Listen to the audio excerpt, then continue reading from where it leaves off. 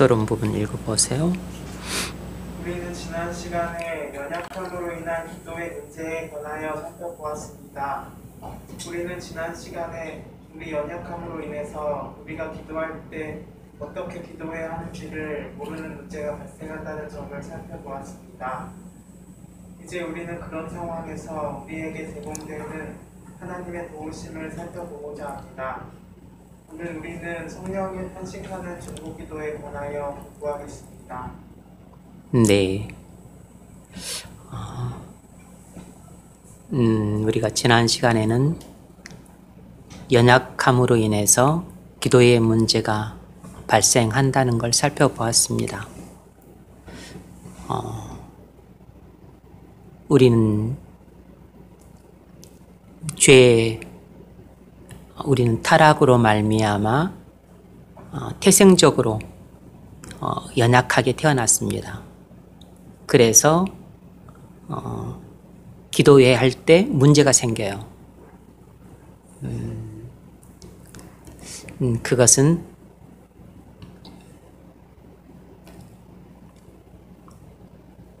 우리가 어떻게 기도를 해야 될지 모른다는 거죠. 나의 문제가 무엇인지도 정확하게 모르고 이 문제를 어떻게 해결해야 될 줄도 모릅니다. 그래서 최선으로 기도하는 것이 무엇인지를 모를 때가 허다합니다.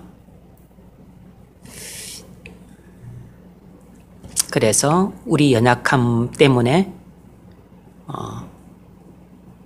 기도하는 성도에게도 늘 기도하는데 어려움이 따르는 것입니다. 차라리 기도를 안 하면 훨씬 마음이 편해요. 왜냐하면 이런 고민거리도 없으니까, 이런 어려움도 처하지 않으니까. 그래서 기도를 안 하는 사람은 훨씬 편하게 삽니다. 몸도 편하지만 마음도 편하게 살아요. 여러분 편하게 살죠? 기도를 안 하면 훨씬 편하게 삽니다. 근데 기도하는 성도에겐 몸도 힘들지만 마음은 더 힘들어. 기도를 하러 하나님 앞에 나오긴 나왔는데 이게 또 기도하는 것도 힘들지만 무엇을 기도를 해야 될지도 모르겠고 또 무엇을 어떻게 기도를 해야 될지도 잘 몰라. 특히 언제 그러냐면 우리가 고통 가운데 있을 때, 우리가 특별히 고난 가운데 있을 때 그래요. 지금 내게 문제가 있긴 있는데 내 문제인데도 불구하고 내 문제가 정확하게 무엇인지를 탁 꼬집어서 이걸 알 수가 없어요. 이것 같기도 한, 이것 같은데 또 저것도 있고 이것도 있고 하니까 대충 이것 같은데 확실치 않아.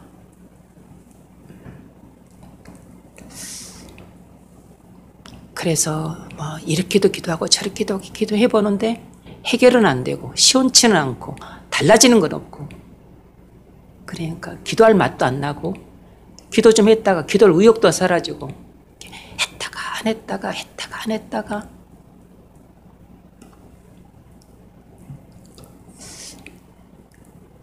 애기 오줌 누는 것처럼 찔끔 기도했다가 방정 맞게 기도했다가 변덕스럽게 기도했다가 그 지랄을 해요.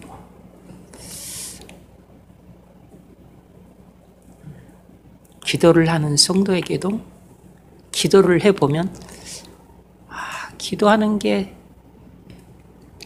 뭐 몇 시간씩 기도하는 게 힘들다. 뭐 그것도 힘든 사람은 힘들겠지만 그런 힘든 게 아니고 내 문제를 찾으려고 하는데 문제를 못 찾겠어.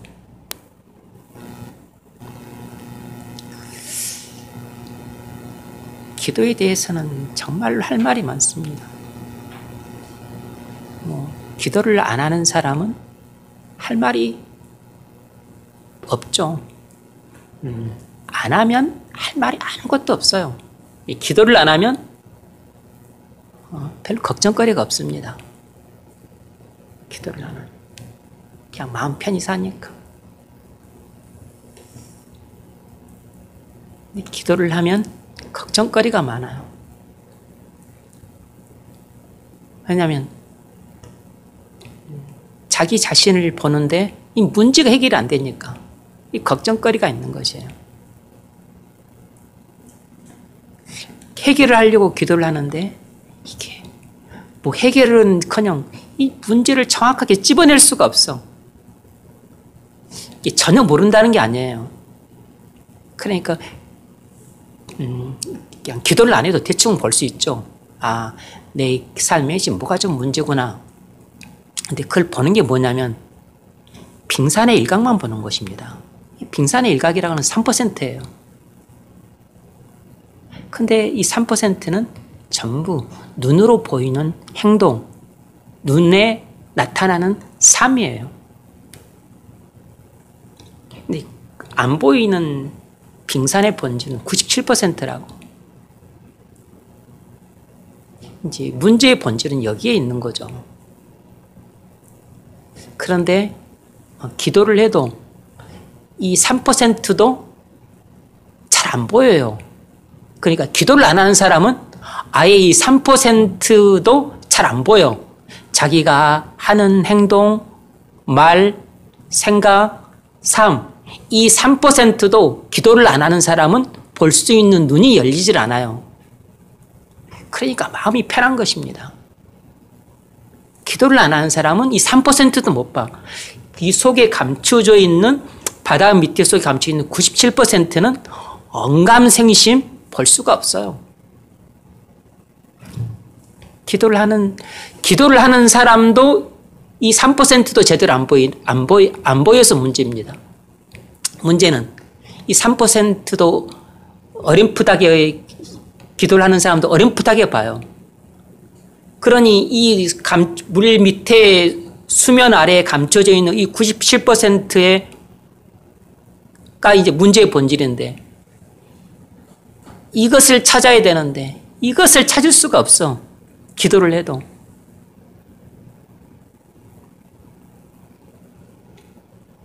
이것은 삶이고 3%로 나타나는 것은 수면에 나타나는 것은 눈에 보이는 삶이고 이 속에 감춰져 있는 것은 눈에 보이지 않는 우리 속에 내재된 존재예요. 근데 기도를 하는 사람도 이것을 정확하게 꼬집어낼 수가 없어. 아무리 기도를 많이 해도, 아무리 오래 기도를 해도, 아무리 하나님 앞에 간구를 해도 이것을 보는 게 쉽질 않아. 근데 기도를 안 하는 사람은 자신의 존재를 안다는 것은 언감생심 꿈에도 꿀 수 없어요. 이것은. 이 사람은 죽을 때까지 자기 존재를 한 번도 못 보고 죽게 돼요. 기도를 하는 사람조차도 이 수면 위에 드러난 3% 자기가 말하고 다니고 생각하고 감정, 행동, 삶 이것조차도 잘 못 본다니까. 기도하는 사람도 자기 자신의 그 언행심사를 보기 힘들다고. 그러니 기도를 하는 사람조차도 수면 아래에 감춰져 있는 97%에 해당되는 자기 존재를 이것이 문제 덩어리죠. 이것을 봐야 되는데 이것이 안 보여.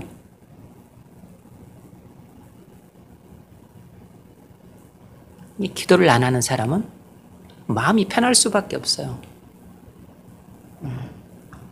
자기 존재는 까맣게 잊고 사니까. 그리고 자신의 삶도 다 잊고 살아. 그러니까 자기 자신에 대해서 아무것도 모른 채 살아가니까 마음이 편한 것입니다. 웃을 수가 있고 기쁠 수가 있고 그러니까 자랑을 할 수가 있고, 그러니까 교만해도 교만한 줄 모르고, 어리석은데 어리석은 것을 몰라. 소경인데 소경인 줄 모르니까 그냥 뭐 당당하게 행동을 하는 것입니다.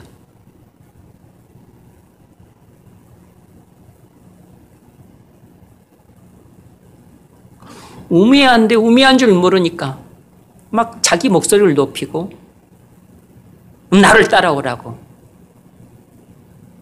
자기 생각을 계속 주장하고 자기 고집대로 하고 이렇게 해야 된다고 말을 하고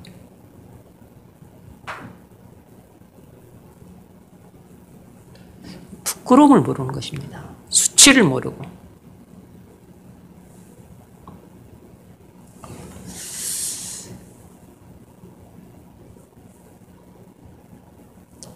(26절과 27절에) 나타난 이 성도가 연약함으로 인해서 발생하는 기도의 문제는 기도하는 성도가 겪는 고민이에요. 기도하는 성도가 안고 있는 그 실제 문제라고. 그러니까 기도를 해도 치열하게 기도하고, 그리고 눈물 겹도록 기도를 하고, 낙타 무릎이 되도록 기도를 하는 성도들이 아주 실감나게 경험할 수 있는 문제인 겁니다. 그래서 성경은 무슨 관념적인 이야기 같지만 하나하나가 다 실제적인 이야기예요. 다 우리 현실 속에서 일어나는 그 일을 그대로 이야기하고 있는 것이에요.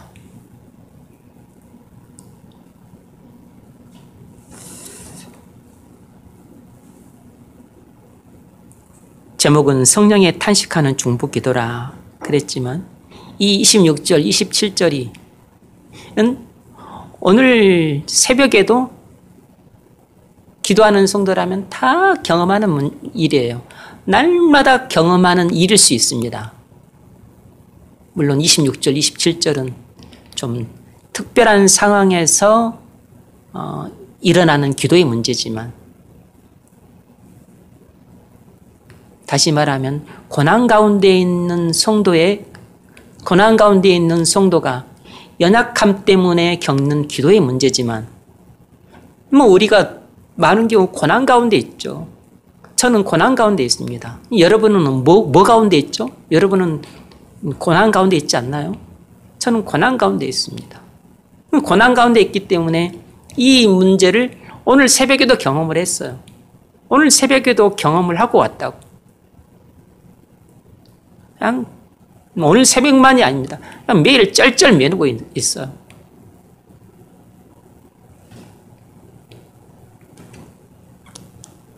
이제 이것이 이 본문을 대하는 여러분의 깊이와 제 깊이의 차이예요. 이 본문이 저한테는 그냥 날마다 현실로 다가오는 실제적인 가장 현실성 있는 그 문제를 다루고 있다고 다가오지만, 여러분은 이 기도를 안 하고 있다면 뭐 이야기는 그냥 단순히 이론적인 이야기,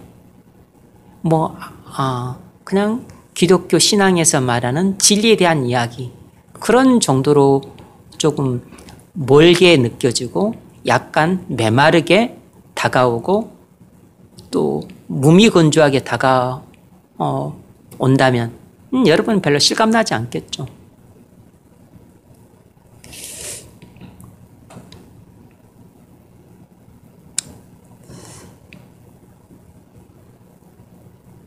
우리가 성도도 연약하지만 목사도 똑같이 연약해요.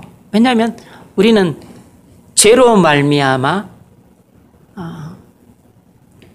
그 부패한 가운데 태어났기 때문에 이 부패함을 갖고 있는 모든 죄인들은 태생적으로 연약하기 때문에 이 고난에 처했을 때 이런 기도의 문제를 다 안고 있어요.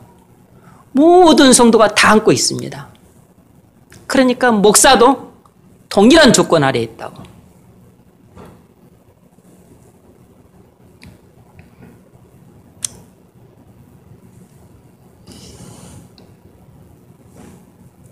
제가 여러분들한테 기도를 잘 가르쳐 주려고, 그러니까 목회를 할 때부터 처음부터 늘 작심을 하고 했지만 이 기도가 잘 가르쳐지지 않는 뭐 여러 가지 이유가 있겠죠. 저는 기도 문제로 기도를 배우고 싶어도 배울 수가 없고 누가 가르쳐주는 사람도 없고 어떻게 해야 되나 늘 고민하고 그게 문제고, 그래서 좌충우돌 하고 시행착오 겪고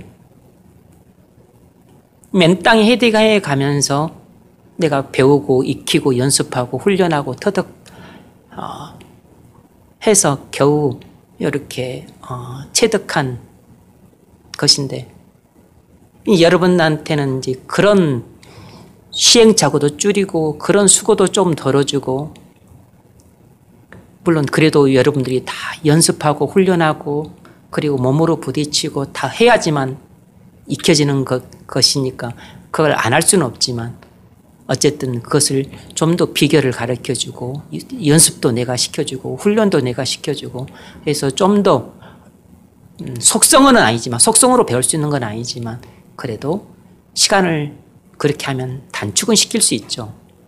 시행착오를 줄이고 또 좌충우돌을 덜 한다면. 그럼에도 불구하고 여러분들한테 기도를 한 10년 가까이 가르친다고 쳤지만 제 생각하기로는 많이 미흡한 것 같아. 기도 훈련을 통해서 여러분들이 기도의 사람으로 곧 세워지게 해야 되겠다는 목표에는 미달한 것 같아. 아직까지는 실패했다고 생각을 해요. 기도 문제가 쉽지 않다는 거죠. 그렇게 심중에 그렇게 작심을 하고 여러분에게 기도 훈련을 시키려고 했지만 안 됐다고 하는 것은 제 지도 방법이 또 문제가 있고 또 여러분 연약함도 있고 또 다른 문제도 있겠죠.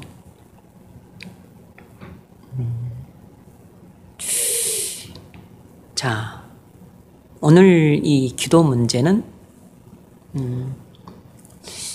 우리 일상생활에서 경험할 수 있는 문제입니다. 첫 번째 읽어보세요. 본문 26절을 읽으십시오. 우리는 우리의 연약함으로 인해 생기는 어려움 때문에 절망해서는 안 됩니다. 우리가 우리 연약함과 관련해서 알 수 있는 것은 무엇입니까? 네.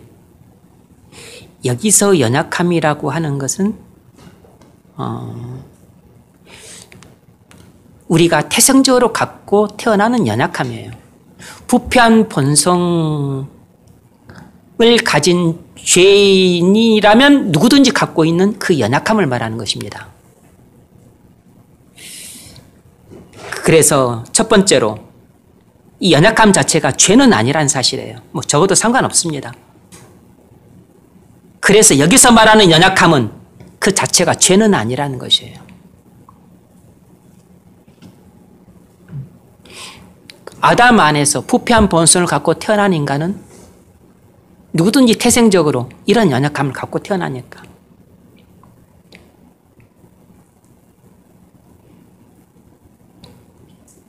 연약함은 우리의 죄성에서 나오는 것입니다. 우리의 죄악된 상태에서 나오는 것이에요. 그러니까 허물이죠. 허물. 자랑스러운 것은 아니니까 허물이라고.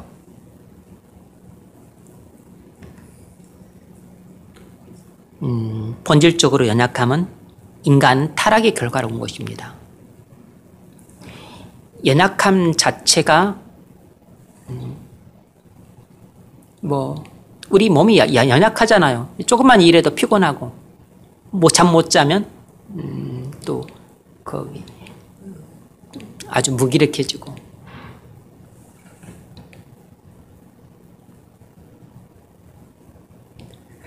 그리고 또 기억력이 한계가 있고 그리고 이해력도 부족하고 그리고 이해한 것은 말로 다 설명도 못하고 타고난 연약함이에요. 이 자체가 죄는 아니지만 그러나 허물이죠. 두 번째로 우리가 마땅히 기도할 바를 알지 못하는 상황에 자주 처한다는 사실이 우리가 하나님의 자녀가 아니라는 증거는 아니라는 것입니다. 우리가 마땅히 기도할 바를 알지 못한다는 사실이 우리가 하나님의 자녀가 아니라는 증거는 아니라는 것입니다. 우리가 마땅히 기도할 바를 알지 못하는 상황에 종종 처한다는 사실이 우리가 하나님의 자녀가 아니라는 증거는 아니라는 것이에요. 이런 틈을 타서 마귀가 공격할 수 있죠. 너는 네가 하나님의 자녀라고 하면서 어떻게 기도할 줄도 모르냐. 네가 그러고서도 하나님의 자녀냐. 너는 하나님의 자녀가 아니다. 이렇게 우리의 약점을 파고들어서 우리를 넘어뜨리려고 할 수 있는데 그런데 속으면 안 되는 것이죠. 세 번째로 이것은 좀 이제 오늘 끄트머리 가야만 여러분이 이해할 수 있는 내용이기도 할 텐데 이건 좀 어려운 내용입니다. 도리어 우리의 이런 연약함이 우리가 하나님의 자녀라는 놀라운 증거가 될 수 있다는 것입니다. 우리의 이런 연약함이 우리가 하나님의 자녀라는 놀라운 증거가 될 수 있다는 것이에요.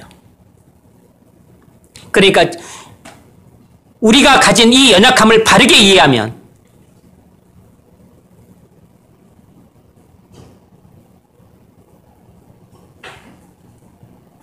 우리가 하나님의 자녀라는 확신을 가질 수 있는 증거가 돼요.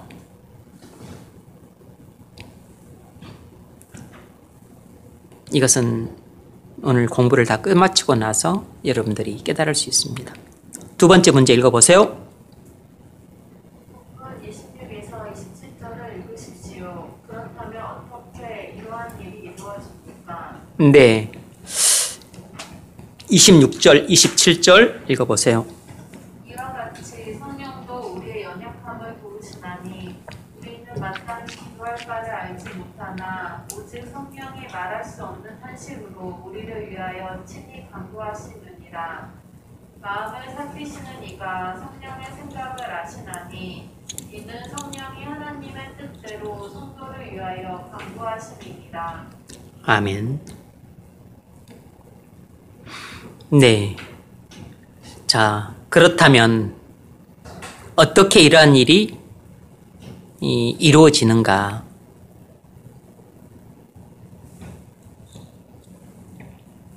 이와 같이 성령도 우리 연약함을 도우시나니 우리가 마땅히 빌 바를 알지 못하나 성령이 말할 수 없는 탄식으로 우리를 위하여 친히 간구하시느니라. 우리가 연약해서 마땅히 빌 바를 알지 못할 때 성령께서 우리를 우리가 연약해서 마땅히 빌 바를 알지 못한다 그랬어요.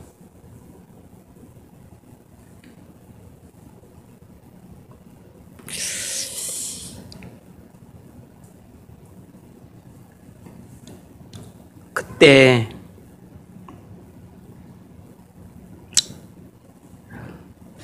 우리가 연약해서 마땅히 빌 바를 알지 못할 때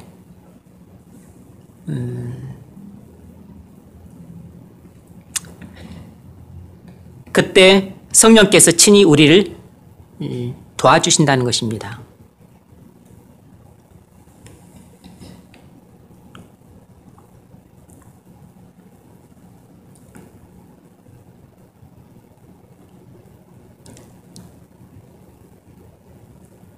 성령께서 친히 우리를 도와주시기 때문에 우리가 연약함으로 인해서 생기는 기도의 문제를 해결할 수 있다는 것이죠.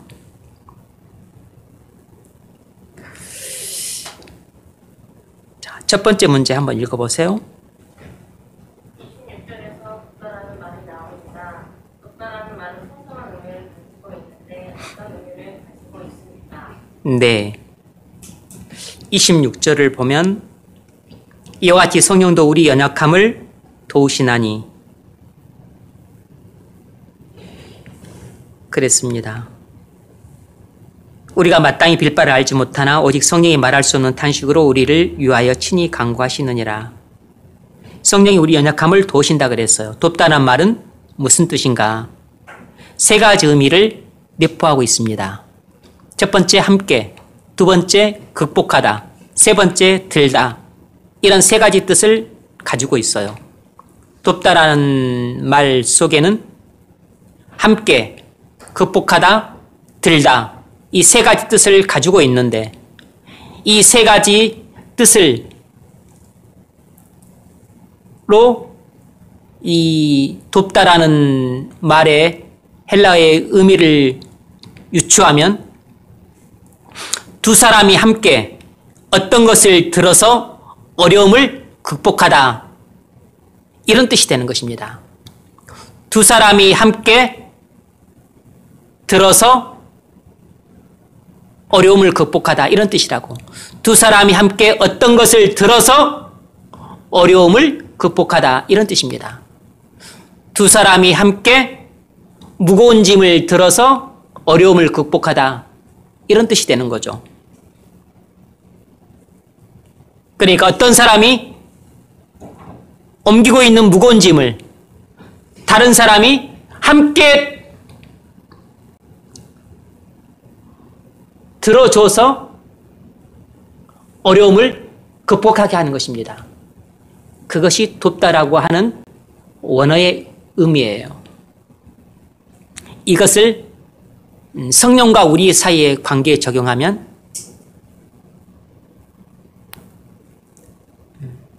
우리가 고난 가운데에서 어떻게 기도를 해야 될지 몰라 무거운 짐을 지고서 쩔쩔매고 있을 때 성령께서 오셔서 우리와 함께 그 짐을 들어주심으로 우리가 처한 어려움을 극복하게 하신다. 이런 뜻인 것입니다. 우리가 고난 가운데에서 무거운 짐을 혼자서 못 들어서 쩔쩔매고 있을 때 성령께서 함께 그 기도의 무거운 짐을 들어주심으로 우리가 처한 어려움을 극복하게 하신다. 이런 뜻인 것이에요. 누가복음 10장 40절 읽어보세요. 마르다는 준비하는 일이 많아 마음이 분주한지라 예수께 나아가 이르되 주여 내 동생이 나 혼자 일하게 주는 것을 생각하지 않으시나이까 그를 명하사 나를 도와주시고. 아멘. 마르다는 바삐 일하는데 마리아는가 도와주지 않아서 어려움을 겪고 있다고 주님께 하소연했어요. 도와주라 하소서. 여러분,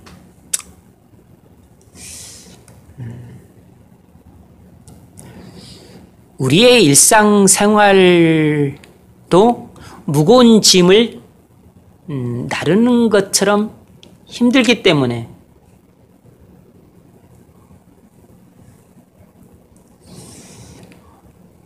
누군가 이 짐을 함께 들어줘서 내가 처한 어려움을 극복하게 해주기를 바라요.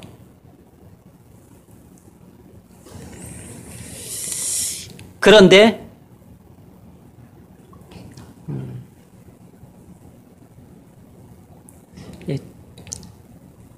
일상적인 생활에서 겪는 어려움도 큰데 일상적인 생활에서 겪는 어려움 플러스 또 좀 특별한 상황에서 겪는 그 고난까지 더해졌었을 때 우리가 짊어지고 가야 될 무거운 짐은 훨씬 더 무거워지게 됩니다. 그때는 우리가 그 짐을 지고 혼자서 갈 수가 없어요. 그때는 정말로 성령께서 함께 오셔서 우리의 기도의 그 무거운 짐을 지고 감으로 우리가 당한 이 어려움을 극복하게 해주셔야 돼요. 그러니까 우리가 일상적인 생활에서 겪는 이 기도의 무거운 짐을 지고 갈 때도 우리는 힘들게 기도를 합니다. 그런데 특별히 더 큰 고통과 고난 가운데 빠지게 되면 우리는 그 기도의 짐을 질 수가 없어서 어떻게 기도를 해야 될지 몰라 쩔쩔매요. 그럼 그때 우리는 뭘 하게 되냐면 탄식하고 신음만 하게 됩니다. 그때 성령께서 오셔서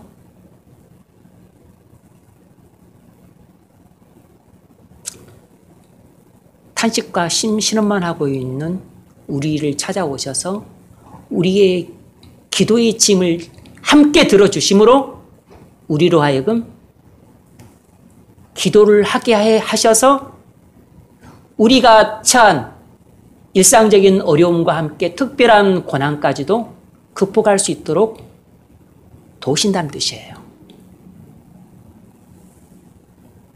그러니까 성령께서 우리의 기도의 짐을 함께 들어주지 않으시면 우리는 연약함 때문에 기도도 제대로 못한 채 쩔쩔매고 있는 상태 속에 계속해서 머물게 되는 거죠.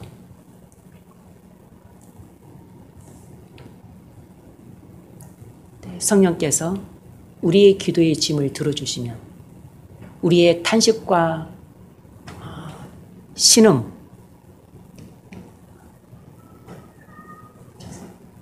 우리가 탄식하고 신음하면서 쩔쩔매고 있을 때 성령께서 우리를 찾아오셔서 우리의 기도의 짐을 들어주시면 우리는 말로 기도할 수 있게 되면서 우리의 문제를 찾게 되고 그래서 우리가 처한 이 고난을 이겨낼 수 있게 해주세요.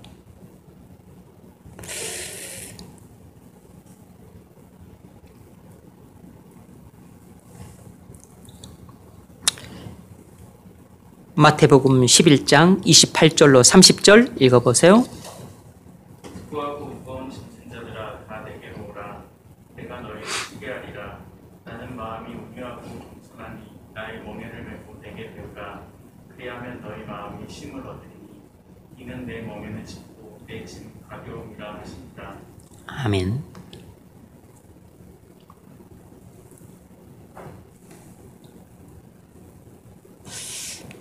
유대인들은 율법의 무거운 멍에를 메느라고 지쳐 있었습니다. 그래서 주님은 유대인들에게 율법의 멍에를 벗어버리고 내 멍에를 메라고 말씀하셨어요. 그래야만 너희가 안식을 얻을 수 있다 말씀하셨죠.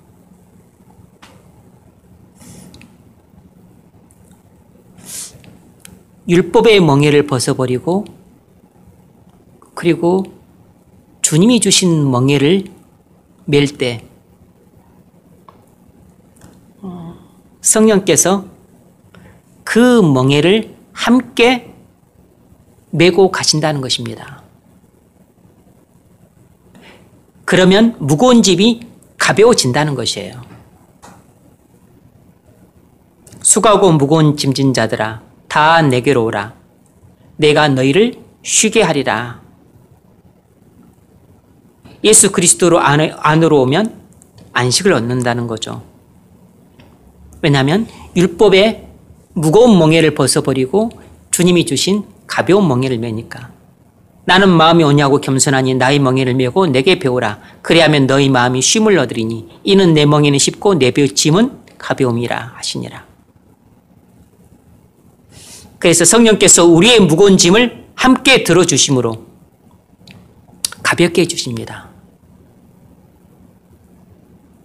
우리가 그리스도 안에서 무거운 율법의 멍에를 벗어버리고 주님이 주신 가벼운 멍에를 메요.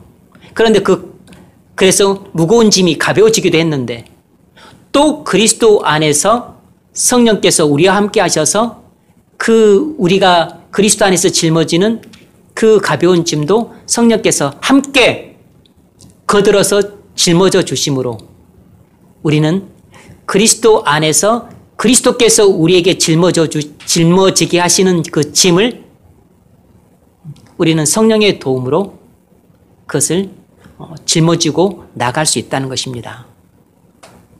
그래서 문제를 해결하도록 도우신다는 것이에요.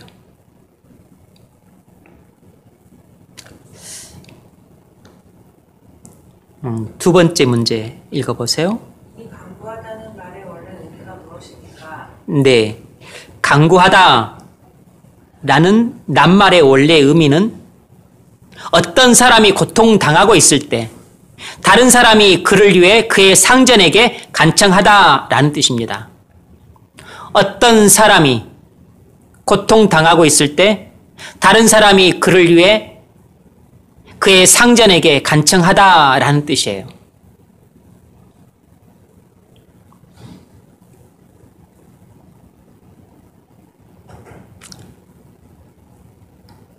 그것이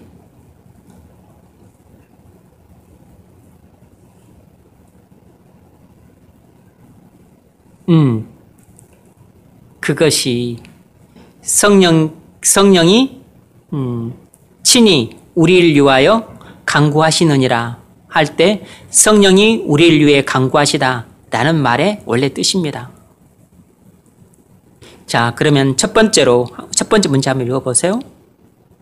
성령이 말할 수 없는 탄식으로 우리를 위하여 친히 간구하시느니라는 말씀은 무슨 뜻입니까? 네, 이 26절 하반절 성령이 말할 수 없는 탄식으로 우리를 위하여 친히 간구하시느니라, 이 구절의 정확한 뜻을 알 필요가 있습니다. 왜냐하면 많이 오해하기 때문이에요.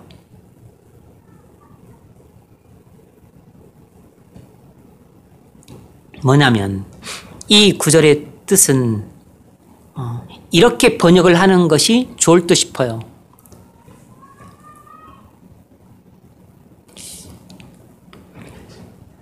말을 할 수 없어 탄식만 하고 있는 우리를 위해 성령께서 친히 간구하신다, 이런 뜻인 것입니다.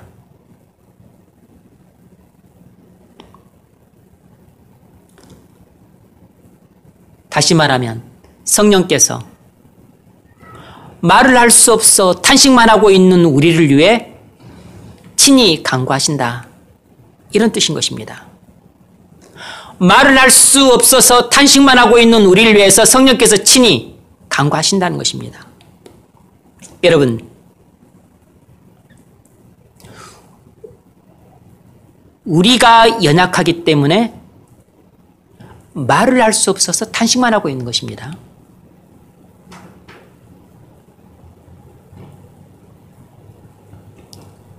부패한 본성을 가진 우리는 태생적으로 연약해요. 그래서 우리는 이 죄악된 세상에서 혼란에 빠져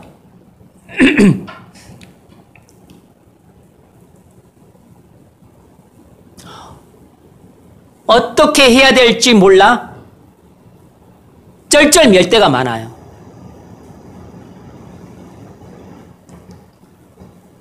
그래서 지금 우리가 이 처한 상황에서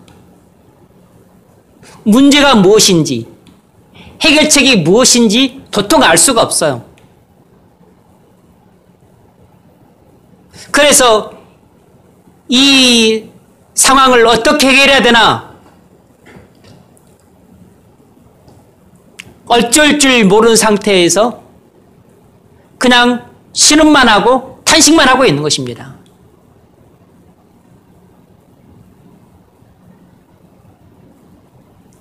그때 성령께서 우리를 찾아오셔서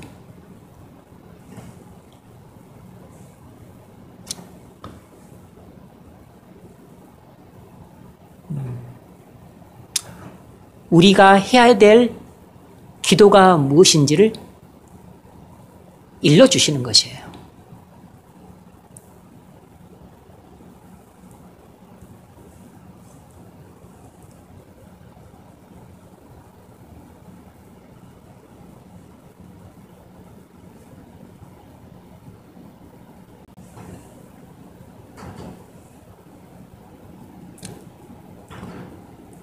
혼란스러워서 어쩔 줄 몰라 혼자 끙끙 앓고 있는 우리를 위해 성령께서 우리보다 우리를 더 사랑하는 마음으로 간구해 주신다, 이런 뜻인 것입니다.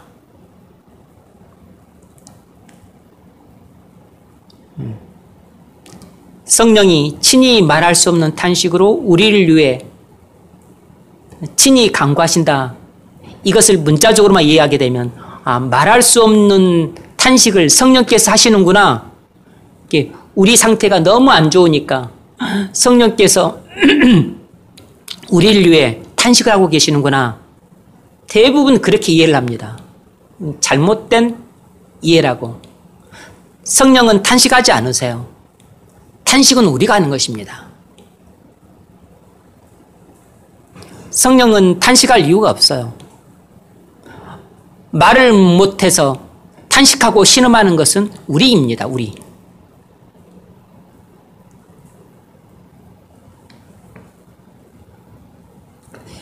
그래서 이 구절을 정확하게 이해를 해야 이제 성령께서 우리를 위해서 어떻게 간구하시는지를 알 수 있어요. 두 번째 문제 읽어보세요. 성령께서 어떤 방식으로 우리를 위하여 친히 간구하십니까? 네. 성령께서 어떤 방식으로 우리를 위해서 친히 간구하시는가? 성령께서 우리가 어떻게 기도해야 될 것인지를 일러주세요. 우리가 간구해야 될 바를 우리 마음속에 깨닫게 해주십니다. 감동시켜 주세요.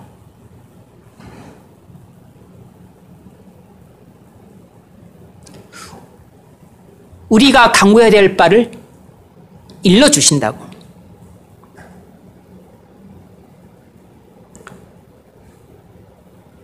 우리는 우리 속에서 일어나고 있는 일들 때문에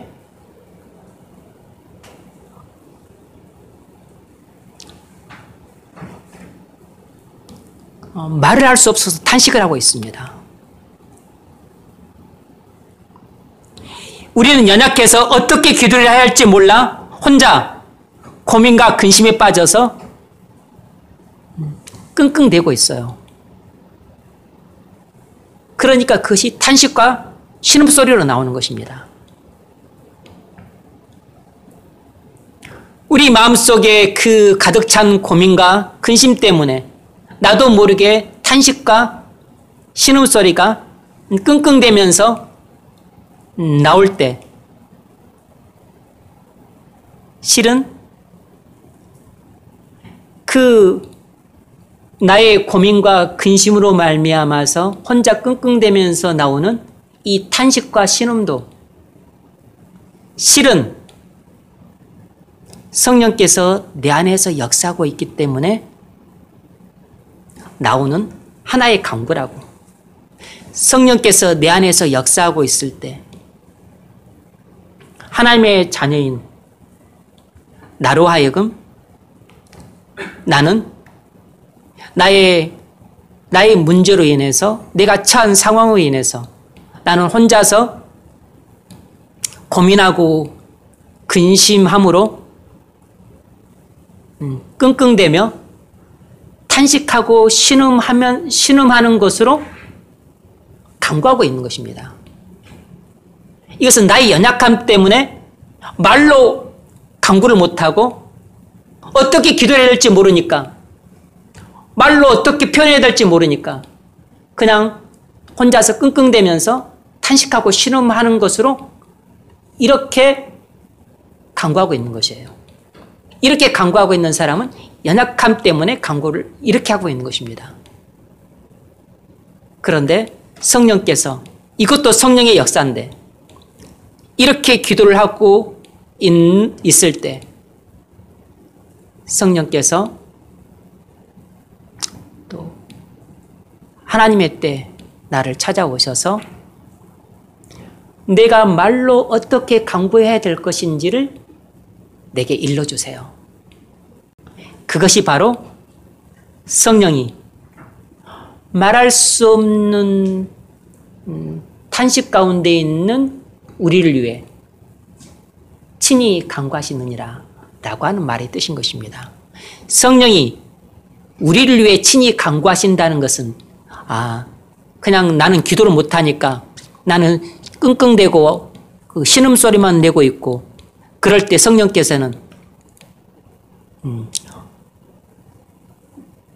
말할 수 없는 탄식으로 나를 위해서 하나님께 대신 간구해 주시는구나, 그렇게 이해를 하시면 안 된다고.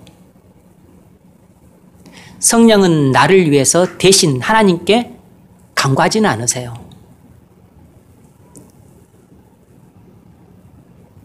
어떻게 기도를 해야 될지 몰라.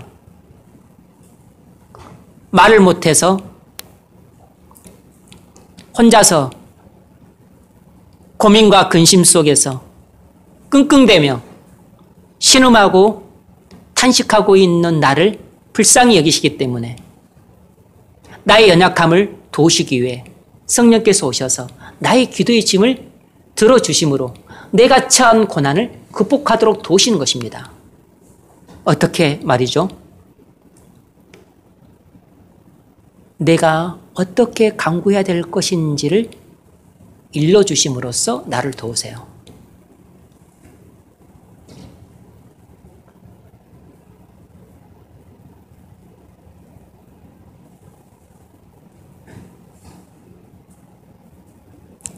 우리는 우리의 문제가 무엇이고 해결책이 무엇인지 모르지만 성령은 아시기 때문에 우리에게 간구할 바를 알려주십니다. 그것이 바로 성령이 말할 수 없는 탄식 가운데 있는 우리를 위해 친히 간구하시느니라 라고 하는 말씀의 뜻이에요.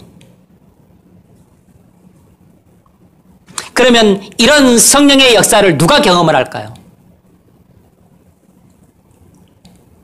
당연히 기도하는 성도만 경험을 하는 거죠.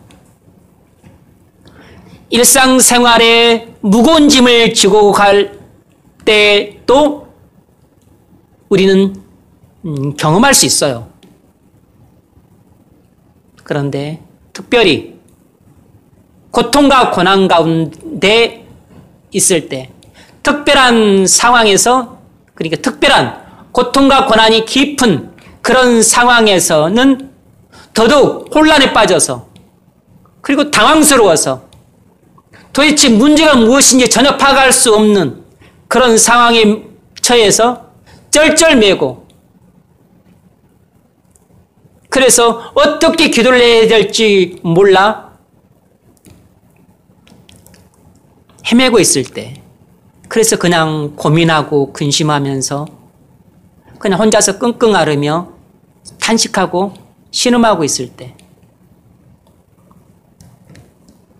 바로 그때 성령께서 우리를 찾아오셔서 나의 그 무거운 기도의 짐을 함께 드시고, 그리고 나로 하여금 이 고통과 고난을 극복할 수 있도록 도와주시는 것입니다. 어떻게 나의 기도의 짐을 들어서 도와주시죠? 내가 어떻게 간구해야 할 것인지를 일러주시는 것입니다.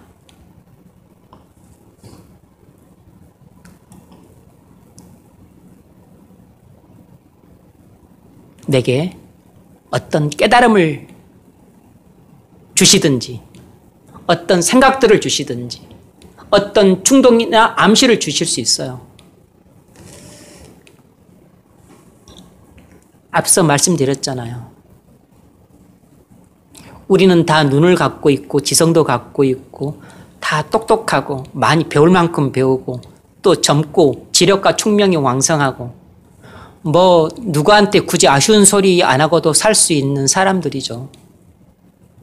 그래서 나의 문제 그리고 내가 처한 문제들은 뭐 내가 해결할 수 있다 이런 자신감들을 갖고 있죠. 그런데 우리의 본질적 실상은 전혀 그렇지 않다는 사실입니다. 수면 위에 드러난 우리의 눈에 보이는 문제는 3%밖에 안 돼요.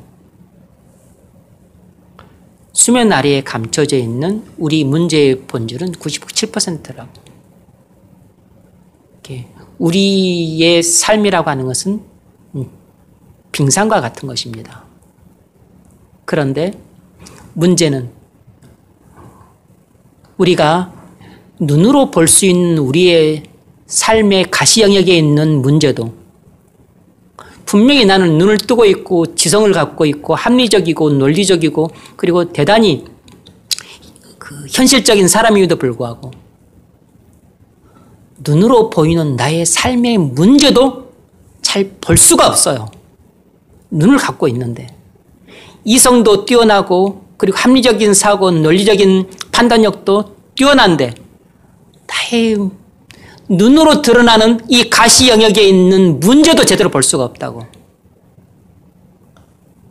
이것도 성령께서 눈을 열어주셔야 나의 언행심사 어디에 문제가 있는지, 내 생활 어디에 문제가 있는지,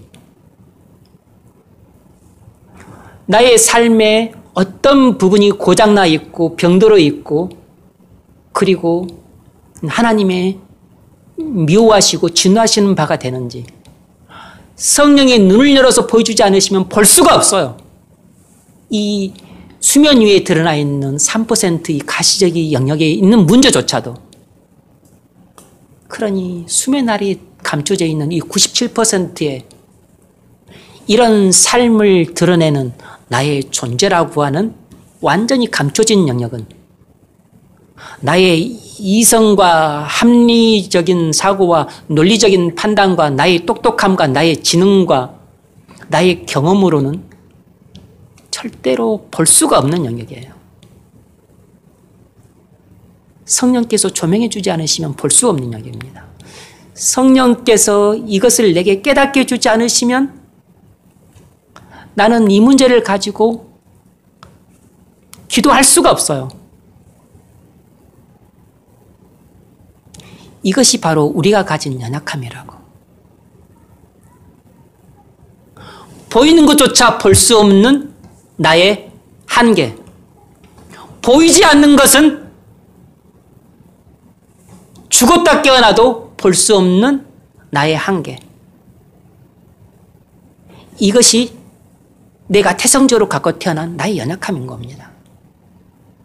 이 나의 연약함을 도울 수 있는 분은 내 안에 계신 성령 하나님밖에 없어요. 이 26절, 27절이 이 문제를 다루고 있는 것입니다.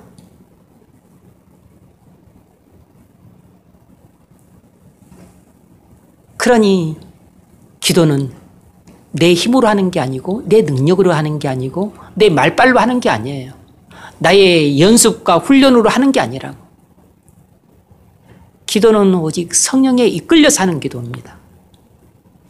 모든 기도와 간구로 하되 무시로 성령 안에서 기도하기를 힘쓰고 그랬습니다. 모든 기도와 간구는 성령 안에서 하는 것이에요.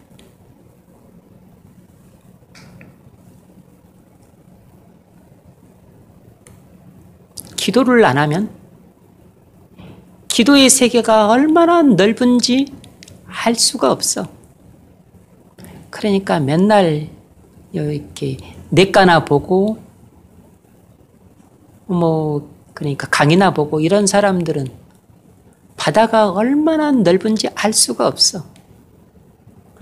그것도 바닷가에서, 찰싹거리는 바닷가에서, 해변가에서 놀기만 하는 애들은 실상 바다가 얼마나 넓은지 그것도 잘 몰라. 그런 바닷가나 아니면 큰 호숫가나 별 차이가 없으니까. 바다가 넓은 것은 대양 한가운데로 나가봐야만 바다가 넓은 줄 알죠. 기도의 세계가 얼마나 넓은지는 기도를 많이 해봐야, 오랫동안 해봐야 그걸 알죠. 기도의 세계가 얼마나 깊은지는 기도를 오랫동안 그리고 깊이 있게 해봐야 아는 거라고.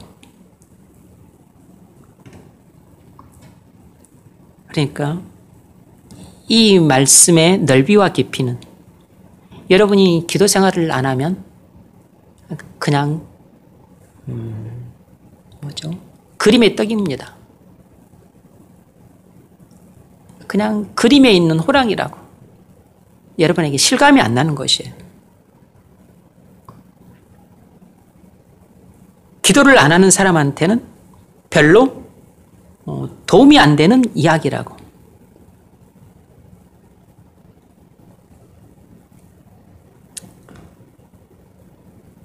갈라디아서 4장 6절 읽으세요. 너희가 아들임으로 하나님이 그 아들의 영을 우리 마음 가운데 보내사 아빠 아버지라고 부르게 하셨습니다. 로마서 8장 15절. 너희는 다시 분노하는 그의 영을 받지 아니하고 양자의 영을 받았으므로 우리가 아빠 아버지라고 부르짖느니라. 성령이 친히 아바 아버지라고 부르지 않습니다. 하나님이 성령을 우리 마음에 보내셔서 우리로 하여금 하나님을 아바 아버지라 부르게 하세요. 똑같은 것입니다. 성령이 우리를 위하여 친히 간구하신다 그럴 때 우리는 그냥 신음소리만 내고 있고 성령께서 우리를 대신해서 하나님께 기도한다. 이런 뜻으로 다 알고 있어요. 그래서 또 집사님들이 다른 슬퍼하는 집사님 또 아니면 또 기도하러 와가지고 기도도 못하고 늘 신음소리만 내고 끙끙대는 사람을 위해서 위로할 때 꼭 이 말을 인용을 합니다. 성령께서 너를 위해서 친히 대신 간구해 주셨을 거야. 그게 틀린 말은 아니지만 그런데 그 구절을 잘못 해석하고서 잘못 인용을 하고 있는 거죠. 성령께서 우리를 위해 친히 간구하신다고 하는 것은 우리가 끙끙대면서 신음하고 있는 것도 한편의 간구이긴 해요. 그런데 이것은 우리가 연약하기 때문에 말로 표현을 못해서 끙끙대며 탄식과 신음으로 하는 간구예요. 그런데 이것은 우리가 연약함으로 인해서 하는 말로 표현하지 못해서 하는 탄식으로 하는 간구라고. 그런데 계속 이렇게 해서 이런 상태로 간구를 하면 안 되는 거예요. 그러니까 성령께서 이런 상태로 간구만 하고 있는 것은 그가 처한 고통과 고난이라고 하는 어려움을 극복을 못해요. 이렇게 혼자서 고민하고 근심하면서 어쩔 줄 몰라서 혼자서 끙끙대면서 탄식하고 신음소리만 내고 하는 이런 것도 하나의 간구인데 이것도 성령의 역사로 말미암는 하나의 간구인데 이렇게 끙끙대면서 탄식하고 신음만 하는 간구로는 자신에게 처한 고통과 고난이라고 하는 어려운 문제를 극복을 못한다고.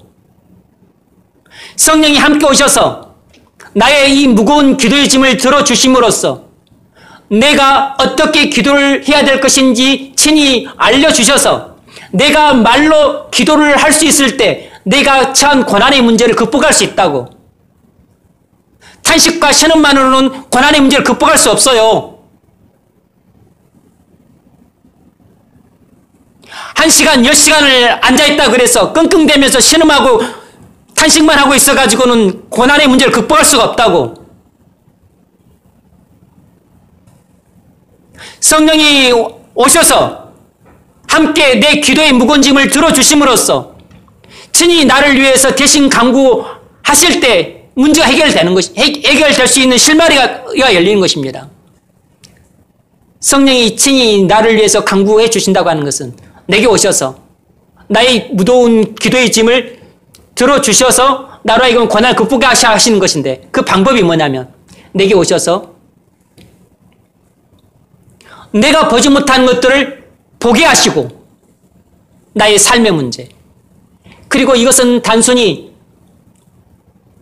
빙산의 일각에 지나지 않고 나의 진짜의 문제는 눈에 보이는 이런 삶의 문제만이 아니고 언행심사만의 문제가 아니고 눈에 보이는 불순종과 죄와 악함의 문제만이 아니고 진짜 문제는 수면 아래 감춰져 있는 이 97%라고 하는 눈으로 볼래야 볼 수도 없는 이 문제를 보게 해주시는 것이 나의 고난의 문제를 해결할 수 있는 근본적인 해결책이라고. 이 문제를 해결해 줄 수 있는 분은 성령 하나님밖에 안 계신다고. 이런 성령의 도우심을 받아본 적이 없는 사람은 기도를 제대로 해본 적이 한 번도 없는 사람이에요. 이런 사람은 자기 문제를 해결할 수가 없어요. 이런 사람은 고난의 문제를 절대 해결할 수 없습니다.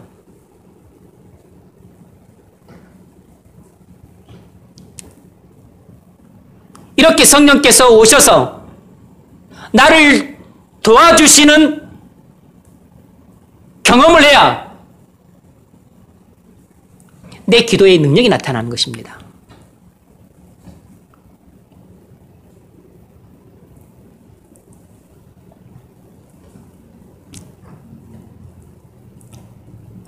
아무렇게나 15분 대충 기도하고 대낮게나 생각나는 대로 그냥 부랴부랴 30분 기도하고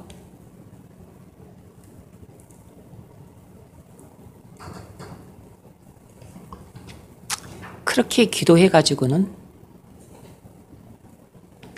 여러분은 수면 위에 드러나 있는 빙산의 일각, 이 문제도 여러분은 볼 수가 없어요. 그러니까 자신에게 있는 진짜 고난이 무엇인지도 알지를 못해요.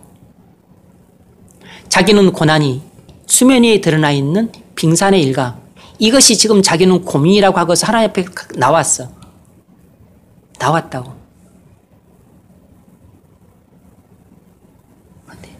그런데 기도를 하는데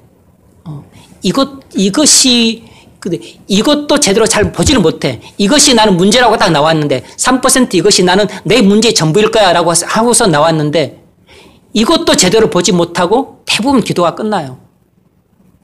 1년 365일 기도가 3%도 제대로 보지 못하고 끝난다고요. 물론 해결도 못하지만 97%는 아예 깜깜이야, 깜깜이.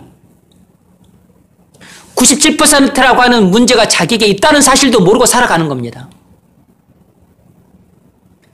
그렇게 평생을 살다가 대부분 성도가 그렇게 죽어요. 그래서 기도의 사람이 없는 겁니다. 그래서 기도의 사람이 대단히 드문 것이라고.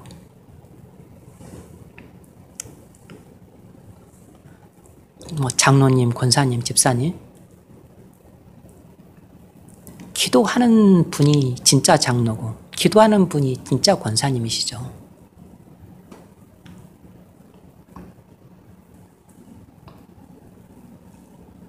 기도를 장로, 권사 그런 타이틀 안 달아도 돼요. 그냥 기도하는 분이면 그 사람이 그냥 교회의 기둥이죠. 자기 문제를 해결하는 사람이라야 다른 사람을 도울 수가 있지. 자기 문제를 해결하는 사람이라야 목사를 위해서도 기도하고 교회를 위해서도 기도하고 그리고 하나님 나라를 위해서도 기도할 수 있는 사람이지. 자기 문제를 해결하지 못하는 사람은 작은 사람입니다. 자기 문제도 해결하지 못하는 사람은 남을 도울 수 있는 능력이 없기 때문에 그 사람은 큰 사람이 아니라고. 그 사람은 계속해서 난장입니다. 30살이든 50살이든 70살이든 그 사람이 뭐 집사든 권사든 장로든 목사든 자기 문제를 해결하지 못하는 사람은 작은 사람이라고.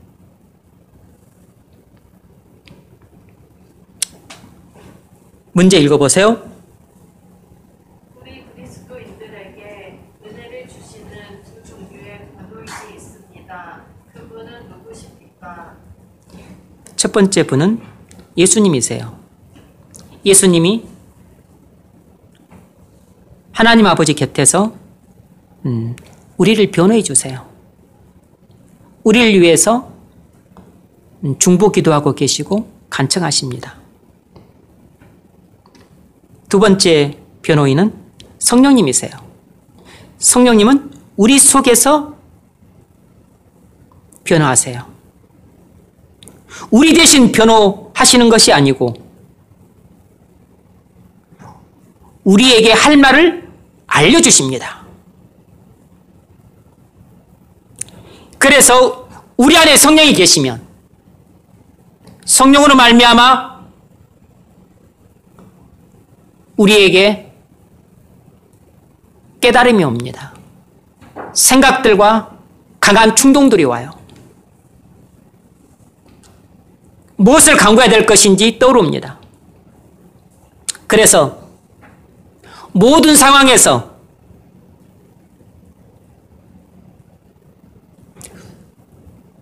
우리에게 최선이 무엇인지를 알려주시는 분은 우리 속에 계신 성령이세요. 그래서 성령께서 어떤 상황에서 문제를 어떻게 해결할 것인지 최선의 해결책을 성령께서 알려주십니다. 그리고 성령의 역사에 따라 수면 위에 드러나 있는 3%의 문제, 이것도 우리의 이성의 눈으로는 절대로 볼 수가 없어요.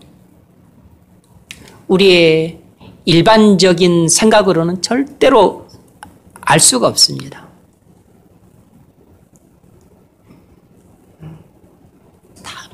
다 여러분이 나름대로 또 머리에 대해서는 또 자신이 있잖아요. 뭐 자기 이성에 대해서. 그래서 내 문제가 무엇인지 나는 그래도 어느 정도는 알고 있다. 다 속으로 그렇게 생각을 하고 있어요. 다 속으로 그렇게 생각하고 있다고. 내가 해결을 못해서 그렇지. 나는 내 문제가 그래도 무엇인지는 알고 있다. 뭐 내가 그것조차 내가 모르고 있을 것 같냐? 나는 내 문제가 무엇인지를 알고 있다. 내가 해결을 못해서 그렇다. 그게 바로 죄에 속고 있는 것입니다. 사단에게 거짓말로 기만당하고 있는데 자기가 기만당하고 있다는 사실도 모르고 있는 것이에요. 자기는 자기 자신의 모습을 보고 있다고 생각하는데 눈이 가려져 있기 때문에 자기 자신의 모습을 못 보고 있다고. 그러니까 수면 위에 드러나 있는 3%, 가시 영역에 있는 자기 삶의 영역도 못 보고 있다고. 못 보고 있다니까? 남들 눈에 보이는 죄가 자기 눈에는 안 보여요. 남들 눈에 보이는 불순종이 자기 눈에는 안 보인다고. 하나님을 미워하고 있는 행위, 대적하고 있는 행위, 불순종하고 있는 행위들을 내가 알고 있는 것 같은데 내가 알고 있는 것은 100분의 1, 1000분의 1, 10,000분의 1밖에 안 된다고. 많은 부분을 내가 못 보고 있다니까. 가시 영역이 있음에도 불구하고 수면 아래에 있는 눈에 보이지 않는 내 마음속에 있는 문제는 거의 못 봐요. 그러니까 편하게 사는 겁니다. 그래서 기도를 안 하는 사람들이 편하게 사는 것이에요. 화색이 더 좋을 수도 있고 더 명랑할 수도 있고 별 근심이 없지. 자기를 안 보니까 고민할 일이 별로 없고 근심할 일이 별로 없지.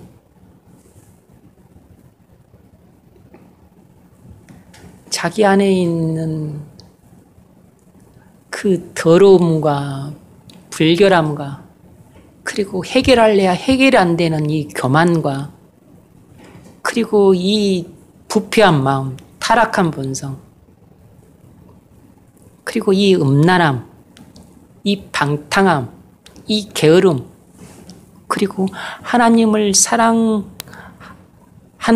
다른 사람들은 다 그렇게 나를 알고 있는데 정작 나는 하나님을 거의 사랑하지 않는다는 것.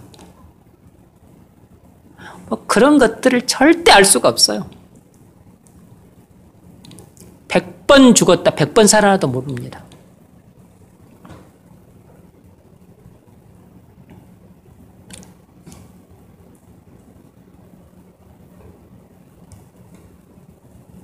성령께서 보여주지 않으시면 볼 수가 없습니다. 성령께서 그것을 깨닫게 해주지 않으시면 눈이 열리질 않아요. 그래서 기도를 안 하는 사람들은 일단 거의 대부분 그 안에 성령께서 계시지 않아. 그리고 또 기도를 안 하니까 성령이 들어올 기회도 별로 없어. 성령께서 안 계시니까 내가 기도를 안 하죠. 그건 또 더 죄를 짓는 말이야. 성령이 있든 없든 기도하라 그랬지. 누가 성령이 있는 사람만 기도하라 그랬어요?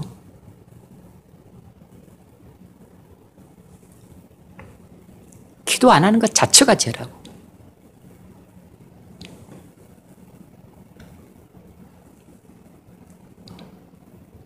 우리는 어떻게 기도해야 될지 모르지만 성령은 다 아세요. 우리가 어려움에 빠져서 신음하고 끙끙대고 있을 때 성령께서는 실은 우리 속에서 역사하고 있기 때문에 우리가 그 고난 가운데서 힘들지라도 기도를 포기하지 않고 이렇게 끙끙대면서 신음하고 탄식하면서라도 기도하게 하시는 것입니다. 그러니까 내가 연약하니까 말로 어떻게 기도해야 될지는 모르고 그냥 벙어리처럼 속앓듯이 끙끙대면서 신음함으로 나는 지금 간구하고 있는 것입니다. 이것이 우리가 연약할 때 하는 탄식함으로 하는 간구예요. 그런데 이런 식으로는 고난의 문제를 해결할 수가 없다고. 반드시 성령의 도심을 받아서 내가 기도해야 될 것이 무엇인지, 어떻게 기도해야 될 것인지 알고 기도를 해야 문제가 해결될 수 있어요. 나의 문제가 무엇인지 이것을 정확하게 알아야 된다고. 그리고 문제 해결책이 무엇인지 그래야만 그 다음에 찾죠. 그러니까 수면 위에 드러나 있는 이 3%의 문제만 알아가지고서는 절대 해결이 안 돼요. 수면 아래 감춰져 있는 나의 존재라고 하는 이 감춰진 97%를 알아야 문제가 해결이 되는 겁니다. 그런데 기도를 안 하는 사람들은 수면 아래에 감춰져 있는 이 존재도 모르고, 그리고 나의 눈으로 볼 수 있는 가시영역에 있는 수면 위에 드러나 있는 3%의 이것도 볼 수가 없어. 그러니까 기도를 안 하는 사람은 해결 불가능이야. 자신의 문제, 내 문제, 인생 문제 해결 불가능. 딱 끝난 것입니다. 근데 기도를 하는 사람도 문제가 다 해결되는 게 아니에요. 기도를 한다고 해도 이것도 제대로 못 본다니까. 눈으로 볼 수 있는 3%에 해당되는 이 삶도 잘 못 봐요. 나 자신의 삶도. 그러니까 기도를 대충 해가지고는 우리의 문제를 해결할 수가 없는 것입니다. 기도를 적당히 해가지고는 일상적인 고난도 해결을 못해요. 그리고 특별한 고통과 고난도 해결을 못합니다.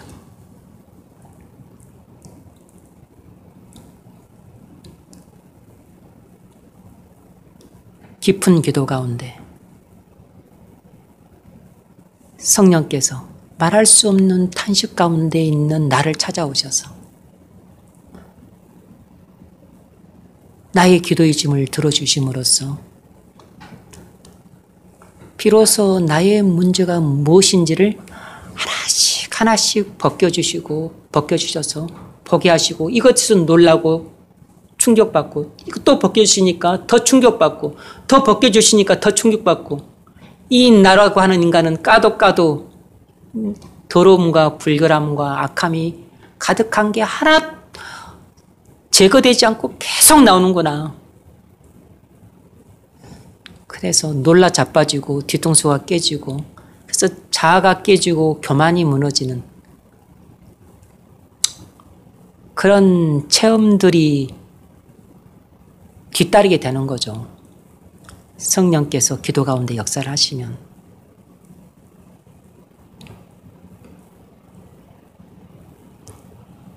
근데 번갯불에 콩보 까먹듯이 뭐든지 휘탁휘탁 하고 뭐든지 대충대충 하고 뭐든지 적당적당히 하고 뭐든지 그렇게 얄팍하게 뭘 하든지 간에 얄팍하게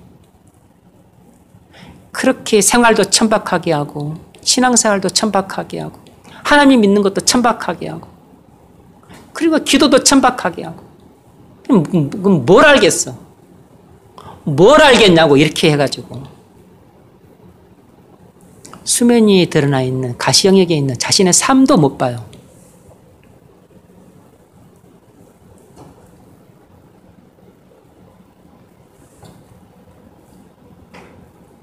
우리 문제를 해결하는 것은 힘든 일입니다.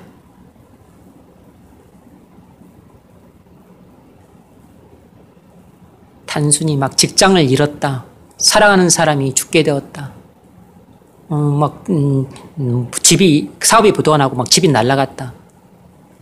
단순히 그런 고난 가운데 처했을 때 그런 문제만이 아니에요. 사실상 그런 문제는 한번 지나고 나는 지나가는 문제니까 어찌 보면 작은 문제일 수 있습니다. 진짜 큰 문제는 그런 문제가 아니라고. 진짜 큰 문제가 무엇인지 더 우리는 몰라요. 그것조차도 하나님 앞에 무릎을 꿇어야 성령께서 깨우쳐 주셔야 깨닫습니다.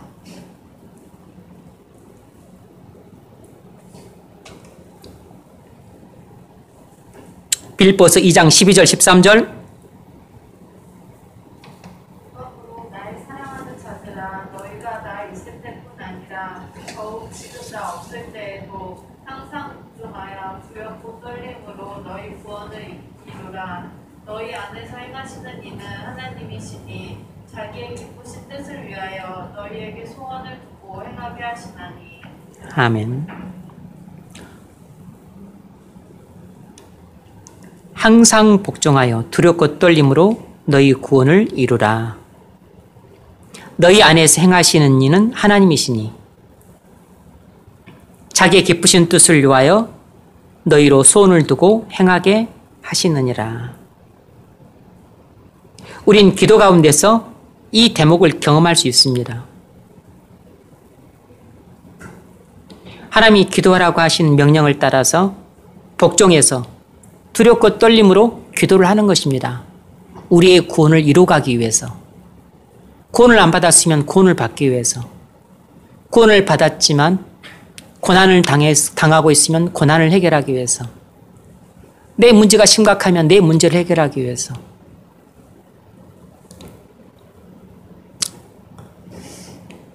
기도를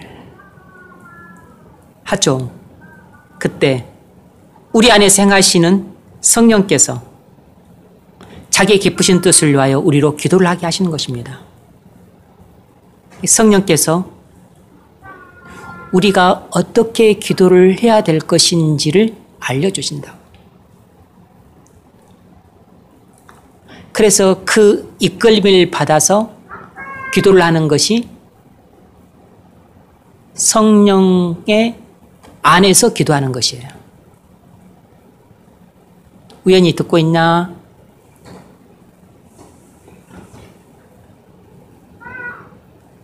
우연히 듣고 있지?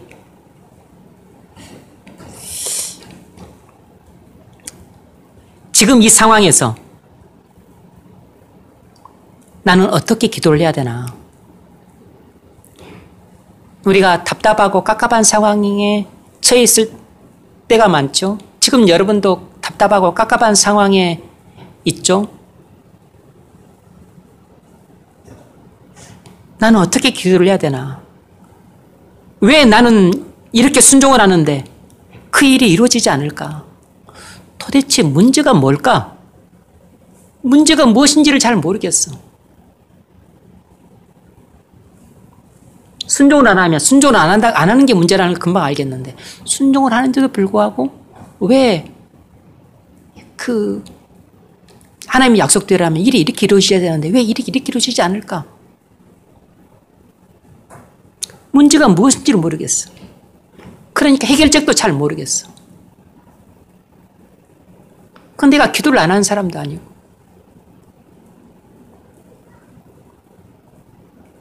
문제가 무엇인지 알아야 해결책을 알지. 그래서 말할 수 없는 탄식 가운데 있을 때가 많은 겁니다. 말할 수 없는 탄식 가운데 있을 때 성령께서 그때 찾아오시는 때예요. 이것이 이 말씀과도 연결이 되는 거죠.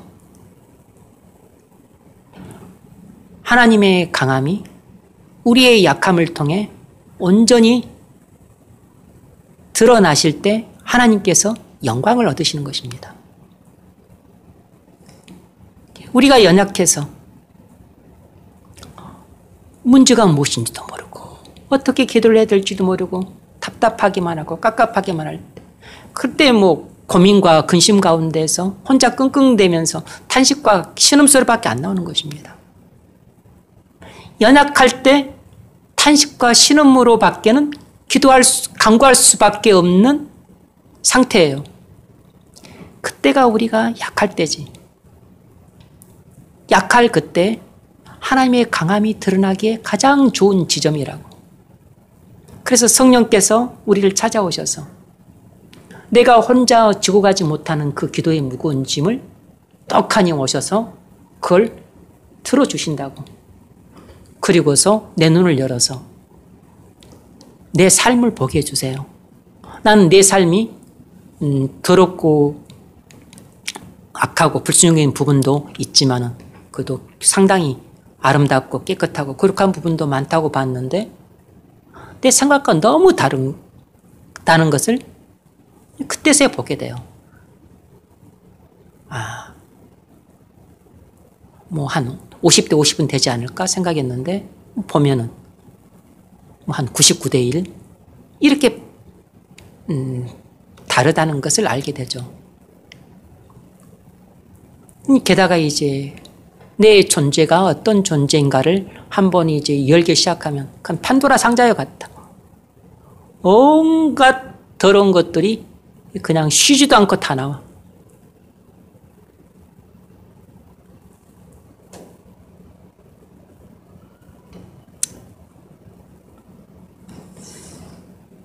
성령께서 문제가 무엇인지를 보여주지 않으면 우리는 절대로 혼자서 깨달을 수가 없어.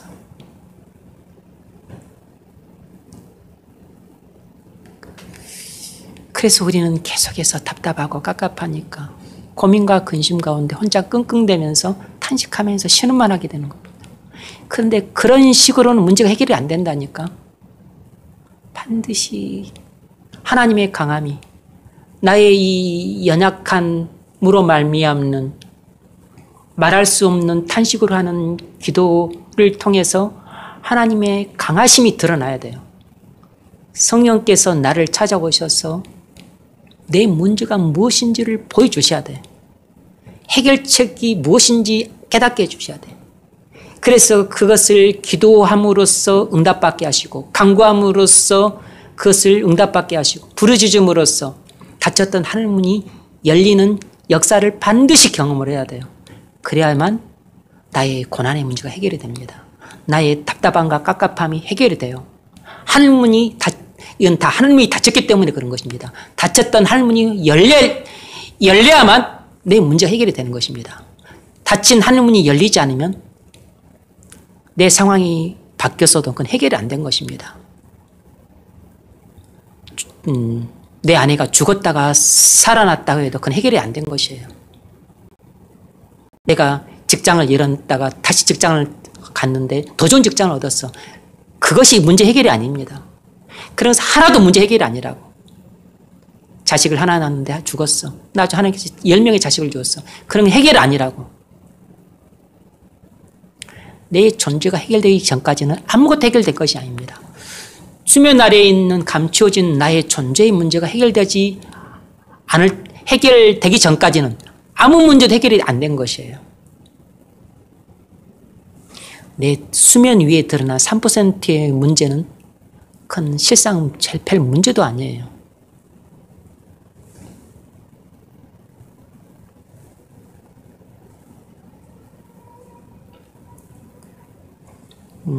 여러분은 좋겠어요.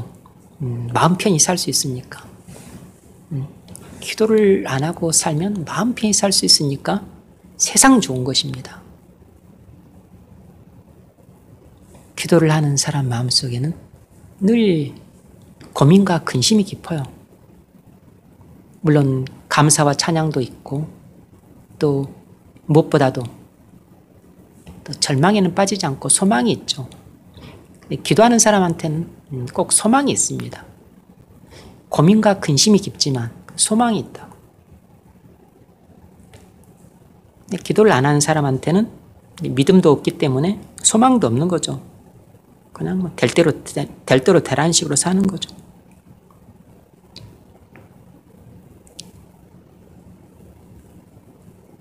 정리하자면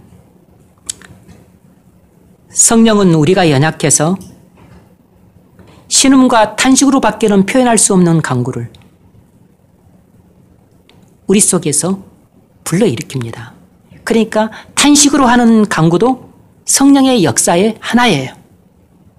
그러니까 탄식으로 하는 간구도 간구인 겁니다. 아셔야 돼요.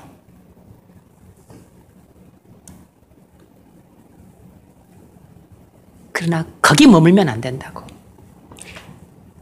탄식과 신음만으로 하는 간구로는 문제를 해결할 수 없어요. 그런 식으로 10년을 기도해도 문제가 해결 안 돼요. 반드시 성령의 이끌림을 받아서 내 문제가 무엇인지를 깨닫게 해주셔서 말로 기도를 해야 돼요. 말로 간구할 수 있어야 돼요. 내 문제가 무엇인지를 깨닫고 문제 해결책이 무엇인지를 알게 되면 말로 기도할 수 있어요. 말로 간구할 수 있고 말로 부르짖을 수 있어요.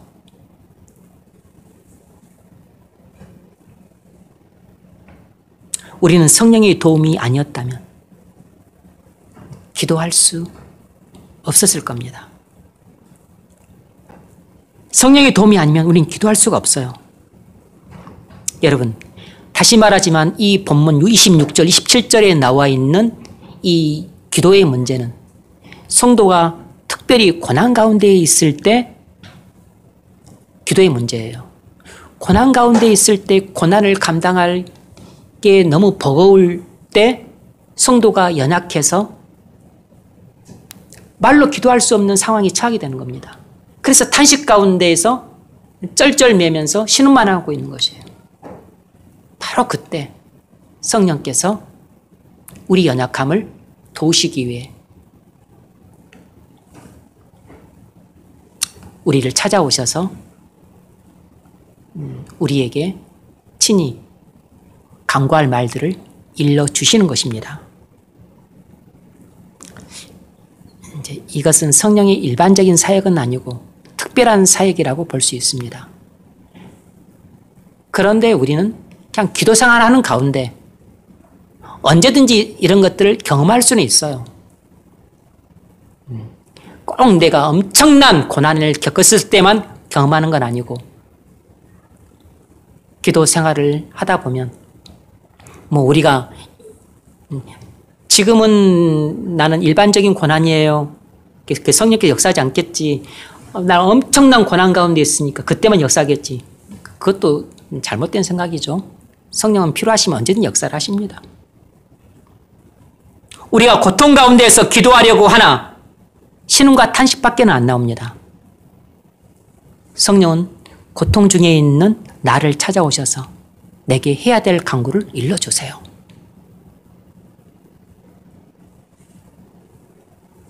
이것이 바로 오늘 본문에 나오는 성령이 말할 수 없는 탄식 가운데 있는 우리를 위해 친히 간구하시느니라 라고 하는 말의 뜻입니다.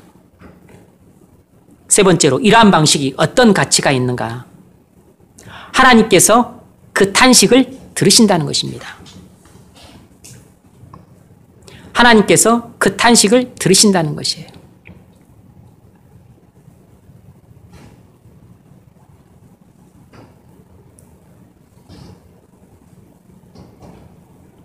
(27절) 읽으세요.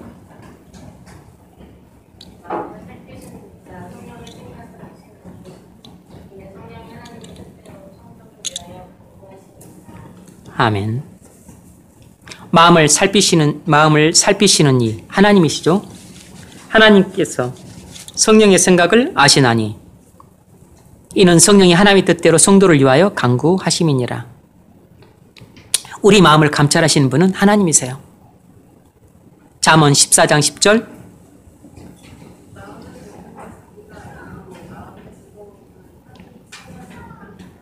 아멘. 이 말은 우리는 다른 사람의 마음을 읽을 수가 없다는 것입니다. 본질적으로 다른 사람의 마음의 즐거움에 참여할 수도 없고 다른 사람의 마음의 고통에 참여할 수도 없어요.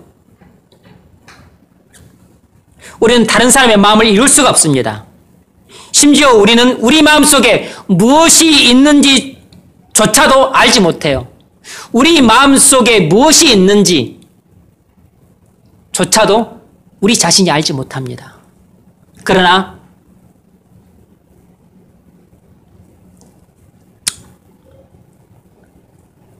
마음을 살피시는 하나님은 우리 마음속에 있는 감춰진 욕망도 다 아십니다. 우리 마음속에 잠재된 생각도 다 아세요. 우리 마음속에 숨겨져 있는 감정도 다 아십니다. 우리 마음속에 있는 성향도 다 알고 계세요. 그래서 하나님만이 우리 문제를 해결할 수 있습니다. 그래서 하나님만이 수면 아래에 감춰져 있는 우리 존재를 오직 하나님만이 알고 계세요. 수면 아래 감춰져 있는 우리 존재를 전부 볼 수 있는 눈은 하나님만 갖고 계세요. 이걸 알 수 있는 지식도 하나님만 갖고 계세요. 이것을 해결할 수 있는 해결책도 하나님만 갖고 계신다고.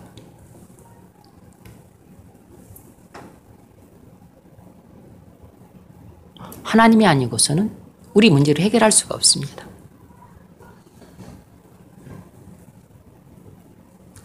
히브리서 4장 13절.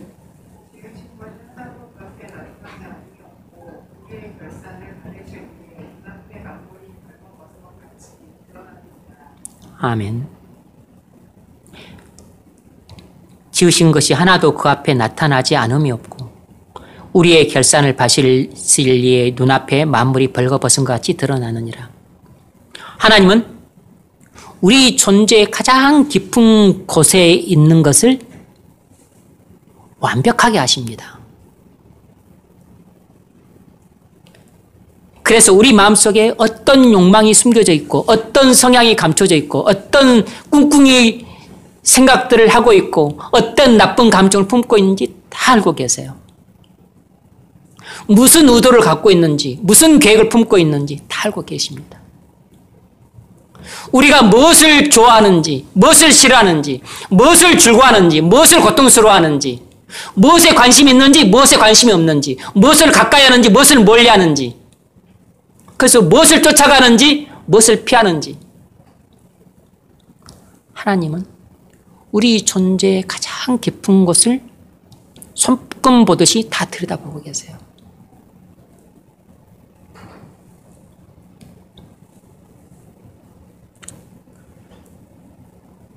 그래서 우리 존재를 보여주실 분은 하나님밖에 없어요. 그래서 우리가 어떤 사람인지를 깨닫게 하셔서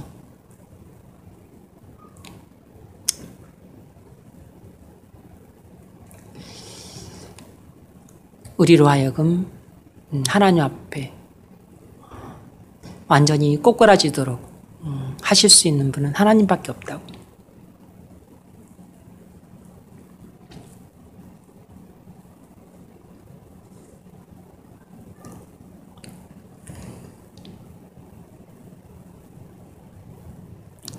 기도를 안 하는 사람들은 26절과 27절 같은 경험을 할 수가 없습니다. 그리고 이런 말을 실감할 수가 없어요. 에레미야서 17장 9절 읽으세요. 만물보다 거칠되고 심히 부패한 것은 마음이라 누가 능히 이를 알리오마는 나 여호와는 심장을 살피며 폐부를 시험하고 각각 그 행위와 그의 행실대로 공분하니. 아멘. 만물보다 거짓되고 심히 부패한 것은 마음이라 누가 능히 이를 알리오마는. 우리 마음이 이렇게 부패해서 거짓되고 교활하고 나를 속여요. 그러니까 우리는 우리 자신에게 속는 것입니다. 우리는 우리 자신이 생각하는 것보다 훨씬 악해요. 훨씬 더럽고 훨씬 추하고 훨씬 이기적이고 훨씬 자기중심적이고 그리고 훨씬 더 불순종하고 있어요. 그리고 우리가 생각하는 것보다 하나님을 훨씬 좋아하지 않고 그리고 관심도 없고 그리고 많이 사랑하지 않아요.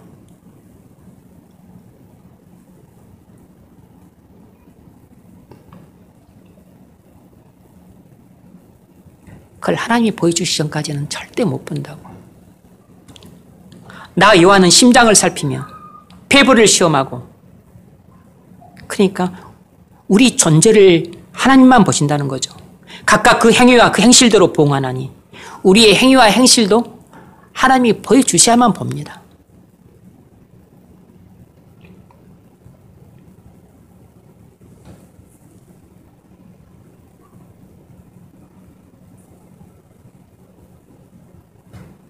하나님은 우리 마음을 아십니다.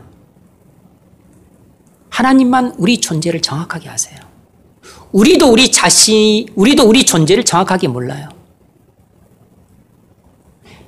심지어 우리가 했던 행위도 모른다니까. 우리가 살았던 삶도 몰라요. 그러니까 우리는 우리 자신의 행위도 몰라, 존재도 몰라. 우리 자신에 대해서 아는 게 없어. 전부 내게 속한 것인데 내가 나에 대해서 아는 게 없다고.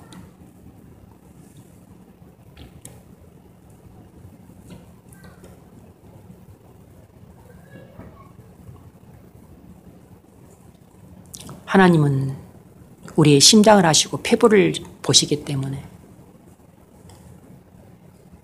우리가 답답하고 깝깝한 상황에서 고민과 근심 가운데 혼자서 끙끙대며 탄식하고 신음함으로 간구하는 소리를 듣고서도 하나님은 그것을 다 알아들으세요.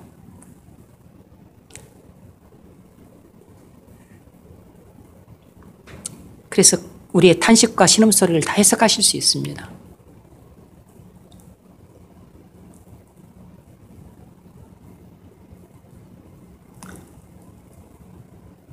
그러니까 그것도 하나님께서 들으신다고. 그러나 성령께서 우리를 역사하셔서 도우시면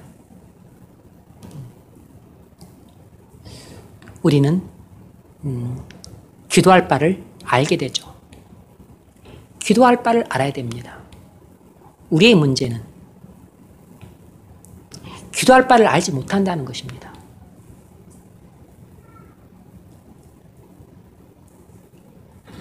내 문제가 무엇인지를 모르니까 기도할 바를 알지를 못해요.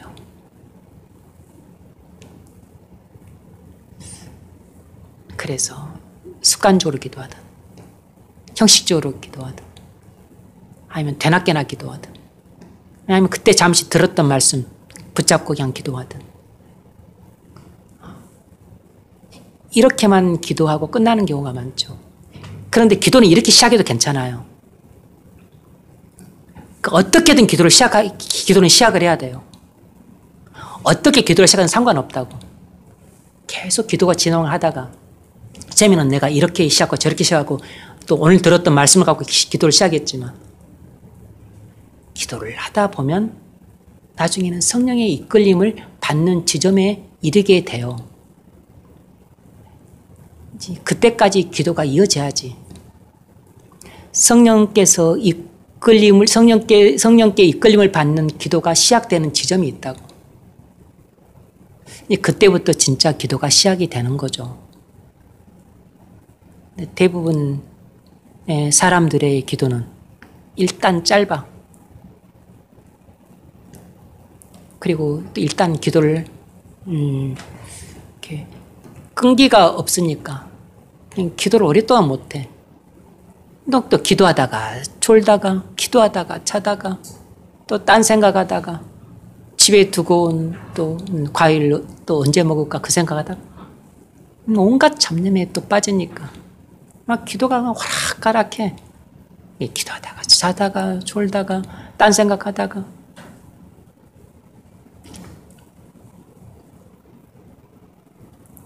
그래서 제가 가르쳐준 대로 기도를 하라고 하는 겁니다. 새벽에는 나지막한 소리로 기도하고 금요일 때에는 통성으로 큰 소리로 기도하라고 했으니까 큰 소리로 기도하고 기도원 가서는 더 큰 소리로 더 큰 통성으로 기도를 하고 여기서 또 적은 소리로 기도할 필요가 큰 소리로 기도 못할 이유가 없죠. 큰 소리로 기도하고 기도원 가서도 큰 소리로 기도하고 수련회 때에도 더 큰 소리로 기도하고 연부를 들이면 안 된다고. 통성으로 기도하고 있는 때 묵도하고 있는 사람들이 있는데 그것은 바람을 타고 가야지 순풍에 돛단 듯 배가 나가는데 바람이 이렇게 불고 있으면 이 순풍을 따라서 이렇게 가면 이렇게 가는데 이렇게 해서 천성을 향해 가야 되는데 이렇게 가겠다고 하는 거랑 마찬가지지. 다른 사람들한테 불편과 고통을 주면서 자신도 기도를 못해.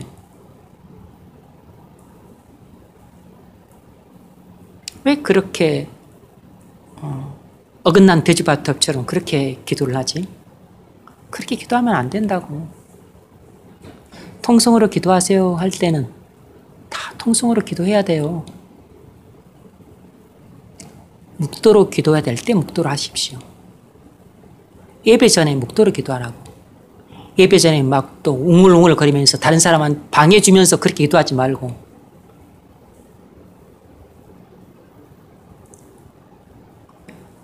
통성으로 기도할 때 연불 들이지 마세요.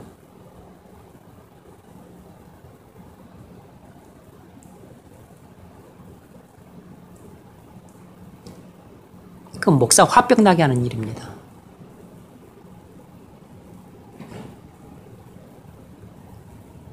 뭐 굳이 그렇게 불순종할 필요 있어요? 굳이 그렇게 불순종해서 좋은 일이 생기냐고.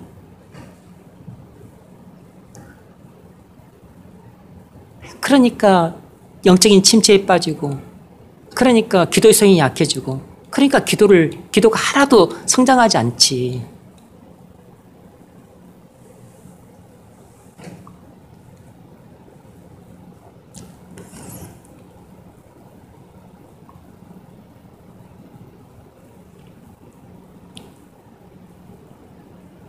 탄식과 신음하는 것도 어느 정도예요. 허구한 날 탄식하고 신음만 하고 있을 거예요. 애들 옹알이 하거나 말 못해서 그것도 한때라고 한때. 반드시 그것을 넘어서야 돼요.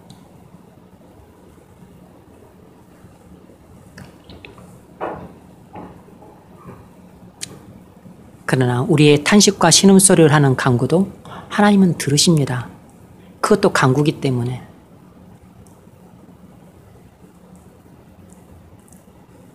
그것이 우리를 대신해서 하시는 성령의 간구이기도 해요. 그러나 성령께서 우리를 와서 도우시면 우리가 기도할 바를 알게 되고, 기도할 바를 알게 되면 말로 기도할 수 있습니다. 말로 간구할 수 있어요. 말로 부르짖을 수 있다고. 반드시 성령이 우리를 찾아오셔서 우리가 무엇을 기도해야 될 것인지 기도할 바를 알려주시는 지점까지 나가야 돼요.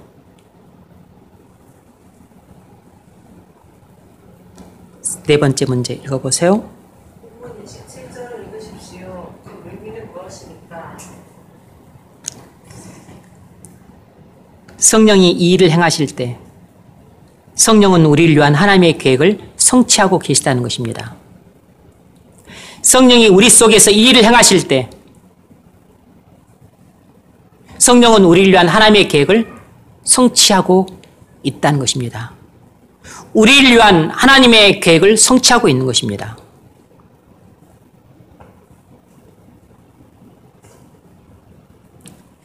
성령께서 우리 짐을 들어주셔서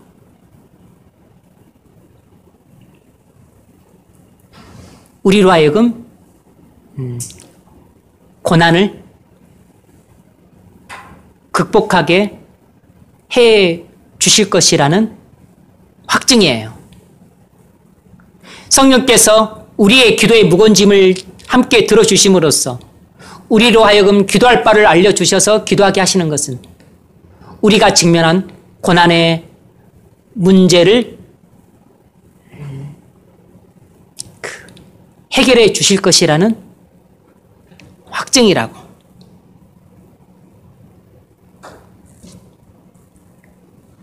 그래서 우리는 이런 일이 일어났을 때 기도응답을 받았다고 말할 수 있어요. 기도응답을 받았다고 말할 수 있는 거죠. 아, 내게 직면한 이 고난의 문제가 해결되는구나 확신할 수 있는 것입니다. 성령의 이끌림을 받아서 기도를 해야만 기도 응답을 받을 거라는 확신도 얻을 수 있어요. 근데 자기 힘으로 하는 기도에는 기도 응답이라고 하는 확신이 없죠. 적용 질문 읽어보세요. 여러분은 말할 수 없는 탄식 가운데 있을 때 성령께서 여러분을 도와서 여러분을 위하여 친히 간구하시는 경험을 하신 적이 있습니까? 언제 그러한 일들을 경험하셨습니까? 함께 나눠보십시오. 네. 자, 나눠보세요. 자, 결론. 하나님은 모든 사람을 위해 이 일을 하시는 게 아닙니다. 성령의 이러한 사역은 성도 안에서만 이루어집니다. 그러므로 우리가 말할 수 없는 탄식에 빠져서 탄식하고 신음하고 있는 자신을 발견한다면 그것은 우리가 하나님의 자녀라는 증거가 됩니다. 성령은 성도들 속에서만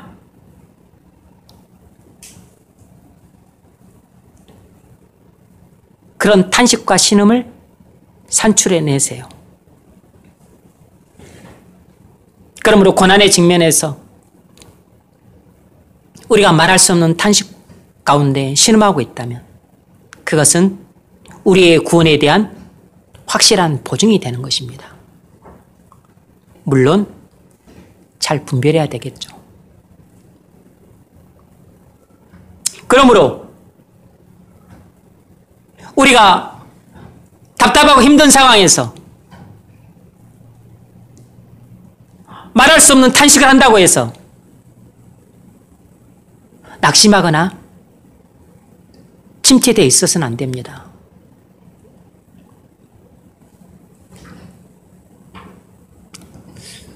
무릎을 곧게 세우고 머리를 쳐들고 두 손을 들고 하나님을 향해 뜨겁게 부르짖어야 돼요.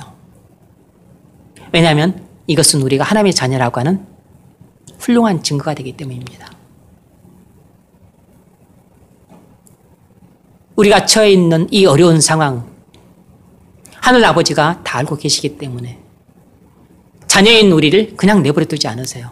반드시 우리에게 보내주신 성령을 통해서 말할 수 없는 탄식 가운데서 괴로워하고 있는 우리를 불쌍히 여기심으로 우리의 무거운 기도의 짐을 들어줘서 우리로 하여금 고난을 극복하게 해주실 겁니다. 다시 말해서 우리가 기도해야 될 바를 성령께서 알려주실 것이에요. 우리가 기도해야 될 바를 성령께서 알려주셔서 우리가 그것으로 기도를 하게 된다면 우리의 기도는 응답받게 될 겁니다. 왜냐하면 성령께서 그렇게 기도하라고 하신 것은 나를 향하신 하나님의 선하시고 기뻐하시고 온전하신 뜻이 그것이기 때문입니다. 그래서 그 기도를 하게 하셔서 그 기도가 응답받게 하심으로 나를 향하신 하나님의 선하시고 온전하시고 기쁘신 뜻이 이루어지게 하기 위해서인 거죠. 그래서 나를 향하신 하나님의 뜻이 이루어지게 되는 겁니다. 그러므로 성령께서 내게 기도해야 될 바를 알려주신다고 하는 것은 곧 기도의 응답과 같은 것입니다. 그러면 성령께서 여러분에게 무엇을 기도해야 될 것인가를 알려주실 때 그때 기쁨과 감격 가운데서 그것을 붙들고 기도를 하십시오.